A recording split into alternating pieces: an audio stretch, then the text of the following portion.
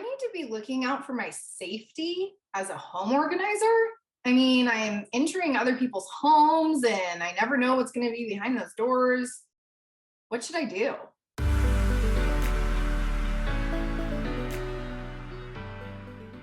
Hey there, it's Melissa Meral from Pro Organizer Bootcamp. Today I'm chatting with you all about keeping your own safety and security as a professional home organizer. So I'm going to preface this video with saying these tips are pretty much US specific. So if you're in the United States, and also in no way this is meant to be a comprehensive list of how to stay safe, not only in everyday life, but also in running your mobile business as a home organizer. And I'm also not saying that something bad is going to happen to you, but I also don't rule that out on the jobs that I go to. So hopefully with a solid consultations process and learning how to follow your gut, follow your women's intuition, look for red flags and chatting with people that maybe give you an icky feeling or just don't feel like the right fit. Hopefully with all of that, you can avoid any sort of personal safety or security issues. So here's a few tips of how I try to stay safe on all of my organizing jobs. Number one, get a Google Voice number if you would like to separate your personal calls from your business calls, or simply if you need an area code that matches the city that you're now doing business in. For example, I just moved from San Diego, California to Oklahoma City, Oklahoma, here in the United States. I didn't want to keep my old San Diego number for running my business, Let's Get You Organized, because I didn't want to confuse potential clients now that I was in a different area code. I wanted to have an Oklahoma City specific area code, so I was able to quickly and easily get a Google Voice number by heading to voice.google.com. Voice.google.com. I'll pin it in the comments below, and then I'll also put it in the video description below as well. And then from there, you can also download the mobile app to your phone. If you want to learn more about how I set up my business for success in a new city, like not just Google Voice, obviously there was a lot of other things that went into it, and essentially starting over from scratch, you can check out my Pro Organizer Bootcamp Blueprint series all about how to set up your own business in just 30 days. I'll link it up in the cards up above. So anyway, back to Google Voice. Now when I get a business call, it forwards to my regular phone number and I can keep track of everything all in one place, plus the app on my phone, of course. My favorite feature though is that I can use the web version. So I just go to voice.google.com to follow up with clients and quickly copy and paste messages in bulk when I need to do a blast to say like old leads in my pipeline. Be sure to watch my video on the art of the follow-up and how I do that and how I batch my follow-ups. I'll put it here in the cards above as well.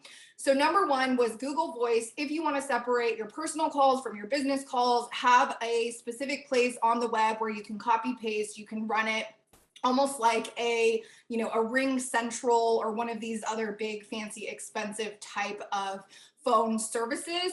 And the best part is Google Voice is totally free as long as you already have a regular phone number and you're already on a regular carrier's plan, right? So that was number one. As far as safety and security, maybe you don't want everybody having your personal phone number, your personal information. You want to have that separation of church and state, separation of work and life, right? Number two is going to be location tracking. So do you have a trusted contact? Maybe it's a best friend, a parent, a spouse, a team member on your organizing team. I always suggest sharing your location with somebody so that they can see you on the map with a little pin, just in case something were to happen on an organizing job.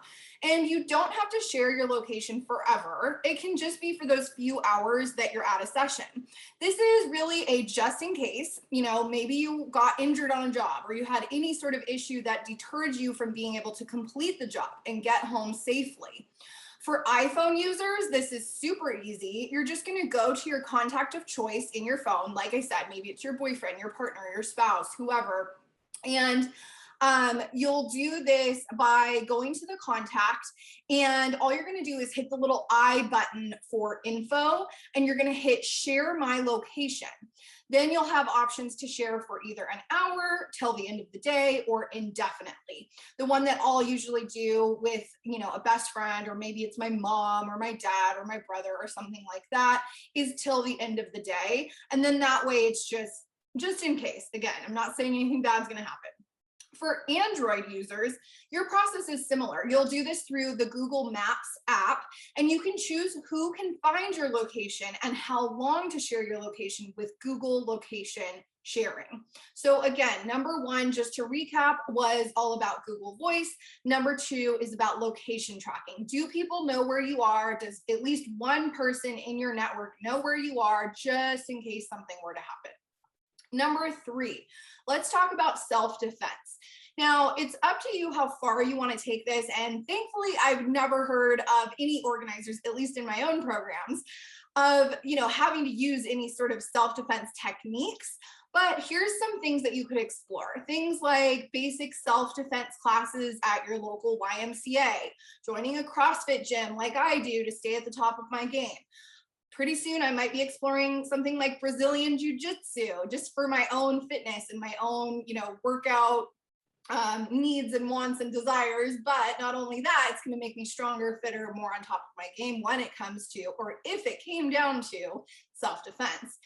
Early on in my organizing career, when I wasn't so sure about entering other people's homes and I didn't feel quite confident on consultations to be able to notice those red flags, I would carry a pepper spray keychain as part of my regular car keys. So really nondescript. It's not like I have a giant weapon in my organizing toolkit. It was just my regular car keys had a little pepper spray mini sprayer on there. Or I would carry a small knife with me, and that would double for breaking down boxes on decluttering jobs. So almost like an X-Acto knife. Or a blade, just something that, hey, if it came down to it, and again, I'm not saying that anything bad's going to happen to you as an organizer, but I'm also not saying that you're immune from anything potentially happening. So those are my three tips. Number one, Google Voice if you want to separate your personal calls from your business. Number two, location tracking so that at least one person knows where you are when you're going to somebody else's home, right? We don't know what's behind those closed doors. Hopefully you did a good consultation, went with your gut, noticed any red flags, and you don't get yourself into any sort of bad situation. But location tracking is a great thing. And then number three is just basic self-defense, understanding how to protect yourself, staying on top of your game, things like that. So I hope that you'll stay safe out there and keep booking those dreamy, ideal clients that we all want to book us over and over again for that awesome repeat business.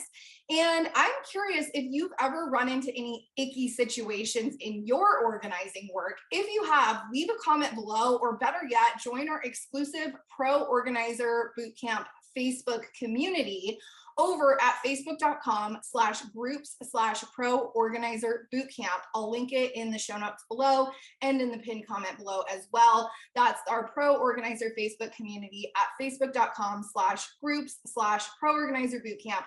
I'd love to meet you in this free group. I'll see you next time. Thanks for watching.